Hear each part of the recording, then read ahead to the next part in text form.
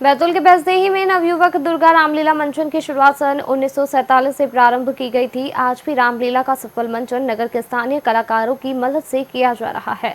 नगर के बाजार चौक गांधी धाम में नवरात्रि के पावन पर्व पर हर वर्ष रामलीला का आयोजन नवयुवक दुर्गा रामलीला करता है। रामलीला के मंचन को 78 साल पूरे हो चुके हैं और निरंतर आयोजन हर वर्ष सफल रूप से किया जाता है। छोटे बच्चों से लेकर हर वर्ग का व्यक्ति इस मंच पर अपने अपने अभिनय की प्रस्तुति देता है। हमारे सनातन धर्म में प्रभु श्री राम के उद्देश्य पर हमें किस तरह से चलना चाहिए, इसी संदेश को लेकर रामलीला का मंचन का आयोजन किया जाता है। नवयुवक दुर्गा रामलीला के मंच पर कलाकारों को किस तरह से तैयार किया जाता है, उसमें सबसे बड़ी भूमिका बाबूराव आनेराव घनश्याम कड्डू की होती है, क्योंकि मंच पर अभिनय करने वाले कलाकार को तैयार करने की जिम्मेदारी इन्हीं की होती है। कोई 15 सालों से तो कोई अपने पूर्वजों के समय कलाकारों को मेकअप करने का कार्य निरंतर कर रहे हैं। बाबूराव आनेराव का कहना है, जब तक वह जिंदा है तब तक वहां इस मंच पर कलाकारों का मेकअप करने का कार्य करते रहेंगे।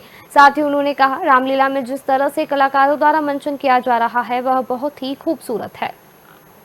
भाई हमारे यहाँ स्थानीय कलाकारों द्वारा जितने नए नए युवा हमारे साथ जुड़े हैं वे सभी मिलकर अपना अपना अभिनय करते हैं। और सब इस समय जो नई टीम आई है, नए नए लड़के बड़े टैलेंटेड, बड़े पढ़े लिखे, कोई प्रोफेसर है, कोई क्लर्क है, कोई शिक्षक है, कोई व्यापारी है, अलग अलग विधाओं में।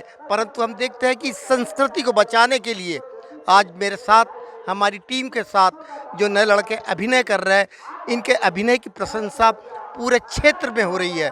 ये रामलीला वर्ष 1947 से करीब 78 वर्ष पूर्ण हो चुके हैं, परंतु इस वर्ष हम देख रहे हैं पब्लिक में भी रामलीला देखने के प्रति उत्साह बढ़ा है।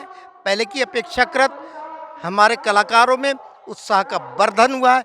विडंबना यह है कि आज भी हमारे देश में इस संस्कृति को बचाने के लिए जब तक हम ऐसे कदम नहीं उठाएंगे तब तक ये देश उन्नति नहीं कर पाएंगे। और अपनी संस्कृति को बचाने के लिए और अपनी पहचान, अपनी अस्मिता को बचाने के लिए इस कार्यक्रम का किया जाना नितांत आवश्यक है। ये हमने भी अनुभव किया है।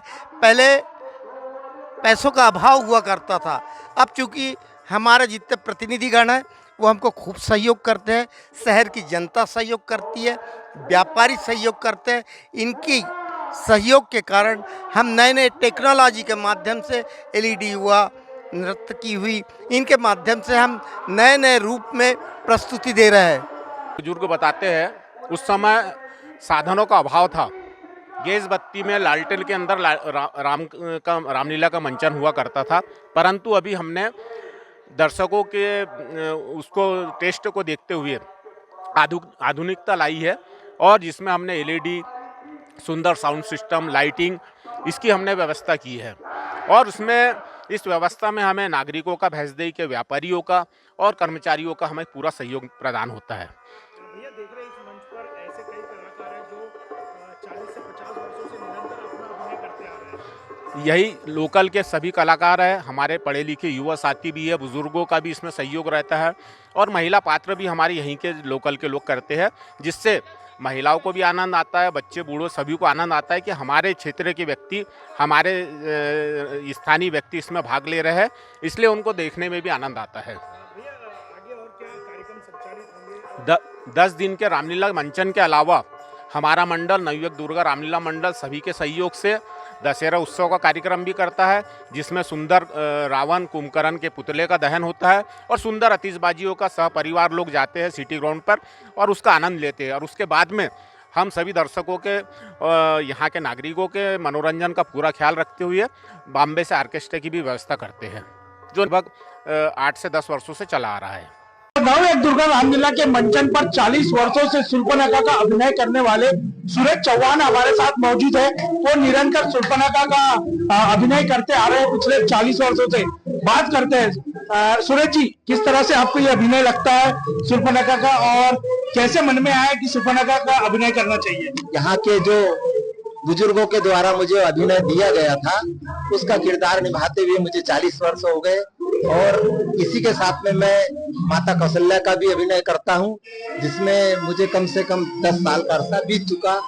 हमारी रामलीला मंडल जो विगत 78 वर्ष से चालू है, मेरी माँ दुर्गा के चरण कमलों में अर्ज और प्रार्थना है कि ये निरंतर सुचारू रूप से सदैव चलते रहे और हमारे ग्राम के, हमारे शहर के जो बच्चे हैं इसमें हमें बहुत सहयोग प्रदान करे और अच्छे से अच्छे कलाकार बने। सुरेश जी, हम देखते हैं कि आज के समय में लोग महिला का पात्र करना नहीं चाहते। आप निरंतर 40 वर्षों से कर रहे हैं, क्या संदेश देंगे उन लोगों को भी जो महिलाओं के पात्र नहीं कर पाते? महिलाओं का जो अभिनय है उसके लिए कोई हिचकने की या डरने की कोई आवश्यकता नहीं है। ये इसमें हिम्मत और साहस बढ़ते ही जाती है, कोई कम नहीं होती। जेंट्स का किरदार तो कोई भी निभा लेता है, पर लेडीज का किरदार निभाने के लिए भले कोई तैयार नहीं हो, परंतु लेडीज का किरदार बहुत अच्छे से हर कलाकार ने करना चाहिए, ऐसा मेरा उनको संदेश है। आपको क्या लगता है कि और आगे चलकर किस तरह से रामलीला में लोगों ने आना चाहिए और देखना चाहिए? ज्यादा से ज्यादा अभिनय अच्छा करने वाले कलाकार जुड़ते रहेंगे, अच्छी अच्छी चीजें पेश करते रहेंगे तो पब्लिक भी बढ़ते रहेगी और माता जी की कृपा से चलता ही रहेगा हमारा जो रामलीला मंडल का कार्यक्रम है। और मैं यही आराधना करते रहूंगा माँ भगवती से कि यह हमारी रामलीला सुचारू रूप से निरंतर जन्म जन्म तक चलती रहे। इस शहर में 1947 से नवयुग दुर्गा रामलीला मंडल के द्वारा रामलीला का मंचन किया जा रहा है और लगभग 78 वर्ष हो गए। अभी भी ये परंपरा आज भी भैंसदेई शहर में जिंदा है। इस वक्त हम रामलीला के मंचन पे हैं और आप मंचन पर देख सकते हैं जो यहाँ पर जो कलाकार है वो अपनी साज और सच्चा में लगे हुए हैं। लगातार जो यहाँ पर जो कलाकार आते हैं उनकी किस तरह से तैयारी की जा रही है। अभी वर्तमान समय में माता सीता का अभिनय करने वाले कलाकार हमारे साथ मौजूद है, उनकी तैयारी चल रही है। किस तरह की तैयारी चल रही है और कैसा लगता है मंचन करने में?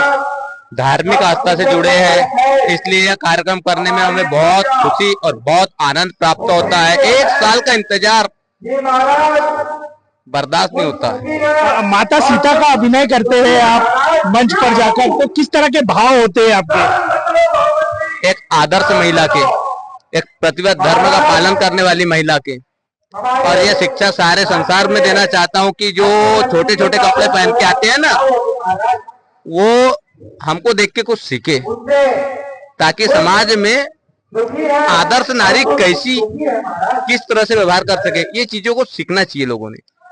जिस तरह से रामलीला मंचन पर कलाकार साज और सज्जा करके जाते हैं, उसमें जो यहाँ पर जो कलाकार है, जो लोग है, घनश्याम जी, वो लगातार इसी तरह से तैयारी करते हैं कि किस तरह से कलाकार तैयार होता है, किस तरह से उसका मेकअप होना चाहिए। कितने सालों से लगातार वो इस मंचन पर लगातार कलाकारों को सजाने का कार्य करते हैं, उनसे भी जानेंगे। क्या नाम है आपका? घनश्याम काड़ू। घनश्याम जी, बताइए किस तरह से इस मंचन पर आप कलाकारों की तैयारी करते हैं और कितने वर्षों से कर रहे हैं? 5 वर्षों से लगातार ये कार्यक्रम कर रहे हैं हम, और ये जो साज सज्जा है इसको लेके हम काफी उत्साहित रहते हैं कि आने वाले वर्ष में और अच्छा करेंगे। राम को राम और सीता को सीता हम ही लोग बनाते हैं। पहले और अब में कितना अंतर देखते हैं आप? बहुत अंतर है पहले और अब में। पहले क्या था कि इतनी ज्यादा हमको फैसिलिटी नहीं मिलती, और आजकल आधुनिकता इतनी बढ़ गई कि फैसिलिटी ज्यादा हो गई। और हमारे साथ बाबूराव आनेराव जी भी है, जो लगातार जहां तक मेरी संज्ञान में है कि वो लंबे समय से कलाकारों की तैयारी कराते हैं, कलाकारों का मेकअप कराते हैं। उनसे भी बात करेंगे हम कि किस तरह से वो कलाकारों को तैयार करते हैं और कितने वर्षों से करते आ रहे हैं। क्या नाम है आपका? मेरा नाम बाबूराव आनेराव।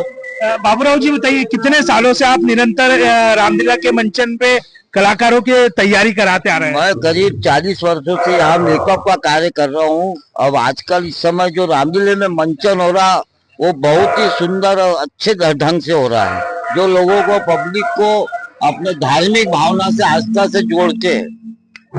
पहले और अब में कितना अंतर देखते हैं? पहले क्योंकि इतनी फैसिलिटी नहीं हुआ करती थी मेकअप में, अब एक से एक बढ़कर मेकअप हो जाते हैं, तो पहले और अब में कितना अंतर है? बहुत अंतर है। अब तो बिल्कुल पूरी सुविधा है। पहले जनरेटर में काम किया, फिर गैस, उसके पहले गैस बत्ती लगती थी। आज जो बोलो मंडल को वो पूर्ण व्यवस्था है। कैसे आपके मन में आया कि कलाकारों को साज सज्जा कराना है, किस तरह से आपकी एंट्री हुई थी इस जगह पे? सबसे पहले सन 47 में मेरे पिताजी ने यहाँ मेकअप किया, उसके बाद मेरे भाई ने किया, उसके बाद उनके मरने के उपरांत तक मैं आज कम से कम 40 वर्षों से कर रहा हूँ। तो देखा आपने जो बाबूराव आनेराव जी पिछले 40 वर्षों से नवयुग दुर्गा रामलीला के मंचन पर कलाकारों का मेकअप करने का कार्य करते हैं और बताया जा रहा है कि उनके पिताजी भी इसी तरह से इस मंचन पर कार्य करते थे। बैजदी से एशियन भारत के लिए शंकर राय की रिपोर्ट।